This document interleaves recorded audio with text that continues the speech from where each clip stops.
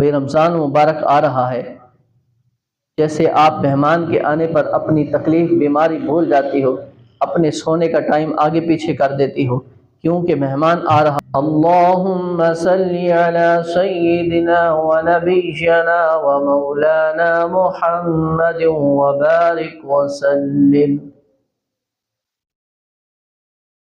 میرے محترم دوستو بزرگو، شعبان المبارک معظم مہینہ ہے، اس کے آخری ایام چل رہے ہیں۔ نبی کریم صلی اللہ علیہ وسلم نے رجب کے شروع میں دعا فرمائی، یا اللہ ہمیں رجب اور شعبان کے مہینے میں برکت عطا فرما اور خیریت کے ساتھ رمضان تک پہنچے۔ چونکہ اب رمضان مبارک کے دن قریب ہیں، شعبان ختم ہونے والا ہے۔ اسی طرح احادیث میں بہت ساری روایات کے اندر جناب نبی کریم صلی اللہ علیہ وسلم شعبان کے آخر میں صحابہ کرام کو جمع کر کے وعظ و نصیحت فرمائی۔ ایک روایت میں آتا ہے کہ نبی کریم صلی اللہ علیہ وسلم نے صحابہ کرام سے فرمایا کہ ایک مہینہ آ رہا ہے جو بہت برکت والا مہینہ ہے، اللہ نے اس کے روزے کو فرض فرمایا اور اس کے رات کے قیام یعنی تراویح کو ثواب کی چیز بنایا۔ تو یہ رمضان مبارک کا مہینہ ایمان والوں کے لیے ایک مہمان ہے۔ جیسے ہمارے گھر کے اندر کوئی مہمان آنا ہوتا ہے، ایسے ہی اس کے لیے تیاریاں کی جاتی ہیں، گھر کو سجایا جاتا ہے، بتایا جاتا ہے کہ آج مہمان آ رہے ہیں۔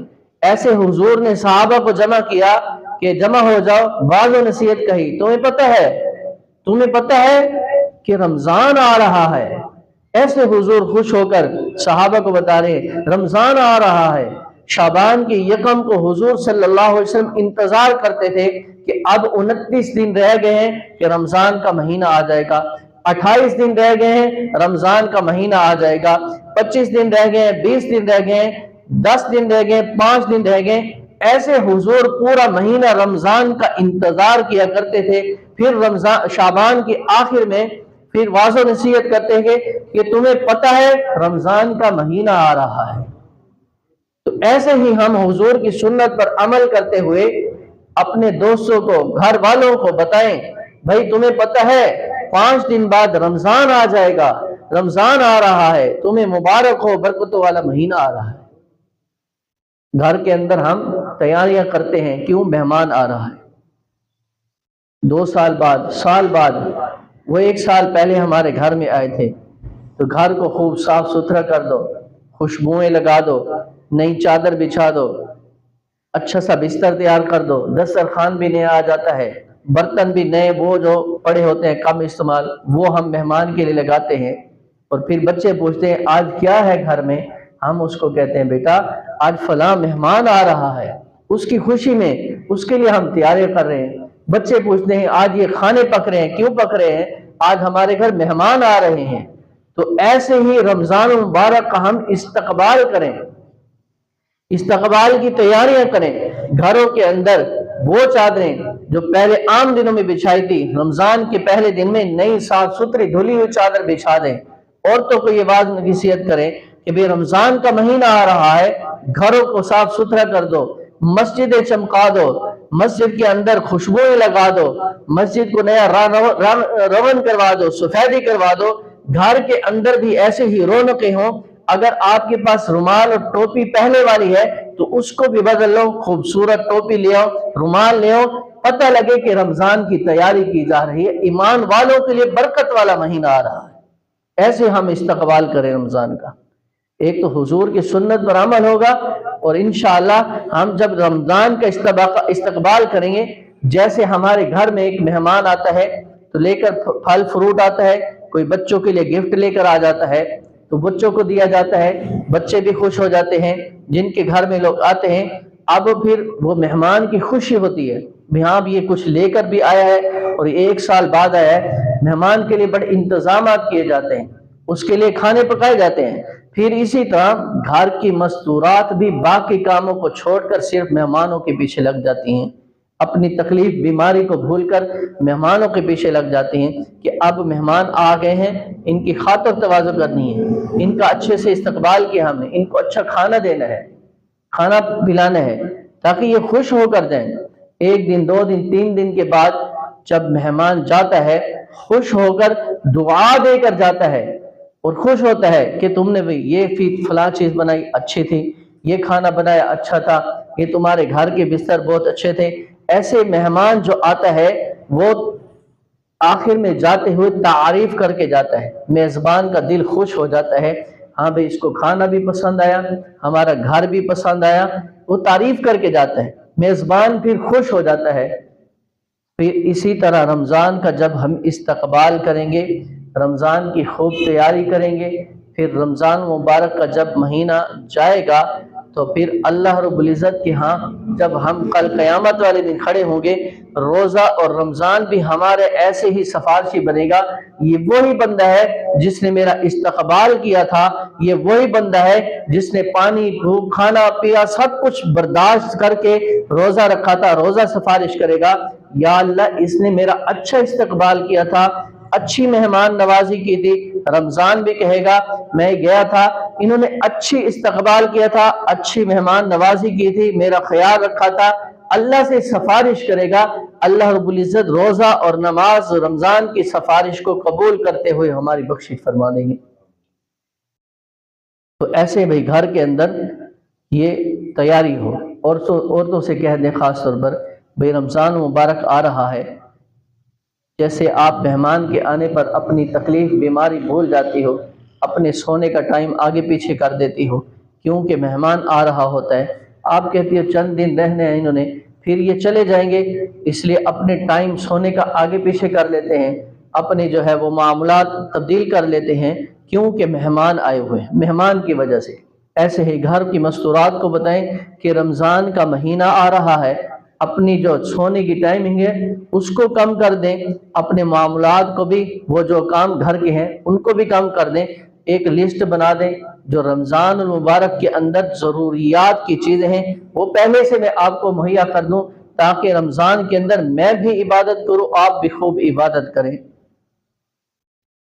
یہ نہ ہو کہ رمضان کا مہینہ شروع ہو اور ہمارے بازاروں کے چکر لگے، سارا دن بازار میں گزرے، پھر رمضان کی برکتیں کہاں حاصل ہوں گی؟ رمضان کی برکتیں حاصل کرنی ہے تو پھر مسجد اور مصلی پر بیٹھنا پڑے گا، اللہ سے تعلق بنانا پڑے گا۔ جیسے ہم مہمان کے آنے پر اپنی تکلیف بھی بھول جاتے ہیں، اپنے ٹائم آگے پیچھے کر لیتے ہیں، ایسے ہی رمضان مبارک کے اندر اتنی عبادت کریں، صبح سے شام تک اتنی عبادت کریں۔ بھئی کیا ہو گیا ہے؟ پوچھنے والا کہ آپ کہیں بھئی رمضان کا مہینہ آیا ہوا ہے، اللہ کے مہمان آیا ہوا ہے، پورے 11 مہینے میں نے اپنی مرضی سے گزارے، اپنی مرضی سے سوتا تھا، اپنی مرضی سے اٹھتا تھا، اب یہ اللہ کا مہمان آیا ہوا ہے، یہ پھر پتہ نہیں اگلے سال مجھے ملتا ہے کہ نہیں، میں اس کی برکتیں تو لوٹ لوں، میں اس کے اندر خوب عبادت کر لوں۔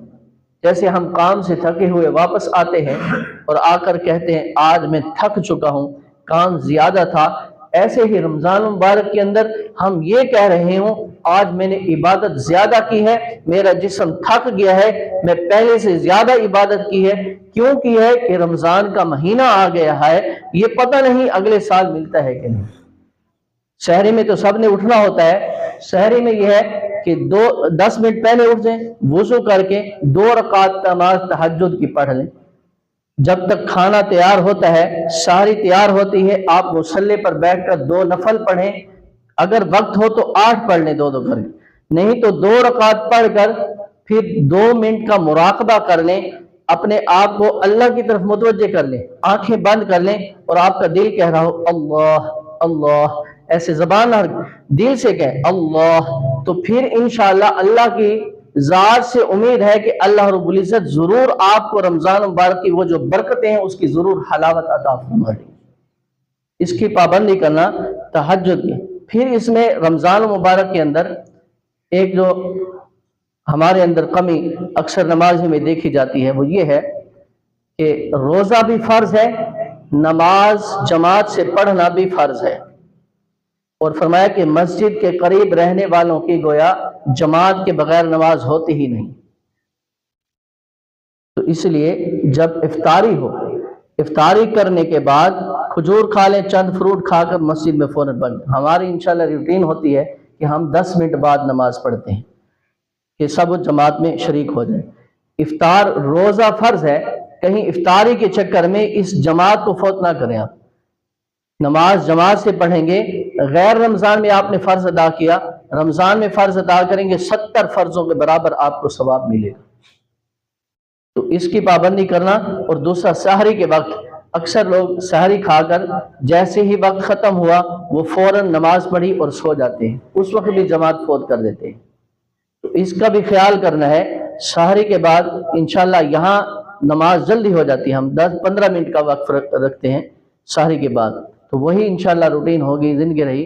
تو سحری کے فوراً بعد پہلے سے وضو ہوگا، سحری کا وقت جیسے ہی ختم ہو فوراً مسجد میں آ جائیں، نیند تنگ نہیں کرے گی۔ یہ روٹین رکھیں گے تو انشاءاللہ امید ہے کہ اللہ رب العزت رمضان کی برکتیں فضائل بھی ہمیں عطا فرمائیں گے۔ کل قیامت والے دن روزہ اور نماز ہمارے لیے سفارشی ضرور بنے گا۔ اللہ ہمیں عمل کی